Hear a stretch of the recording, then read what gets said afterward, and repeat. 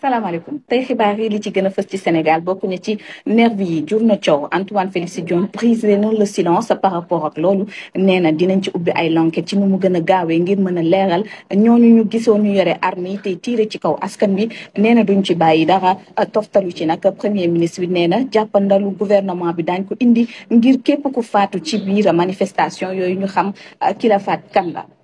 ci biir xibaar yi ba tey bu ñu koy daal di wëyal ak perte yi nga xamante ni manifestation yi daal dina koy créer tax ba patronat bu Sénégal démb daal dinañ defar ndaje bu am solo ngir daal di lister lañu ca rek daal di ñàkk ak alerte yu mag a mag a mag yu jeexintal mën tamit daal ci toftalu par rapport ak lu ñu mel noonu nañ xam leen ni lu toll kon ci 100 stations essence daal dinañu koy taal waaye tamit 31 agences bancaires daal dinañ koy piller lu jëm ci Auchan yi ñu ne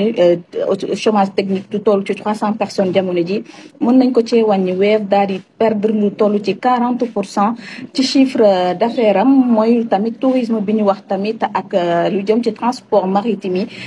manifestation yi mujj daal dina koy affecté.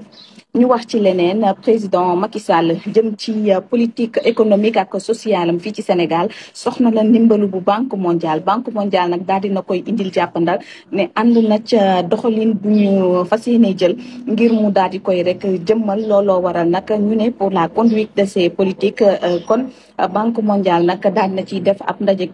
loo démb ba tax nañu jukki lu toll ci 182,4 milliards de francs CFA jëmee ci kon appui budgétaire boobu ñuy tuddee IDA ñu jébbal ko président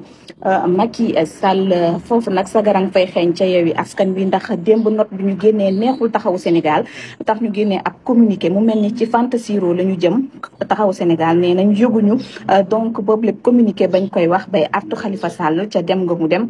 ca dialogue boobu nee nañu ñoom toogaan waxtaan jot nañ koo def ba tax ku ci nekk jël sa décision Khalifa Sall nag campé sur sa position ne loolee waral mu wuy ci appel boobu di dialogue jàpp ni moo mën a régler lépp Mata Sata Samb ak Mamadou Niang ginnaaw Amy Ndiaye ñii bi tamit am na doom ñoom itam génn nañ ca prison ginnaaw juróom-benn weer seen affaire boobu ba mu nekkee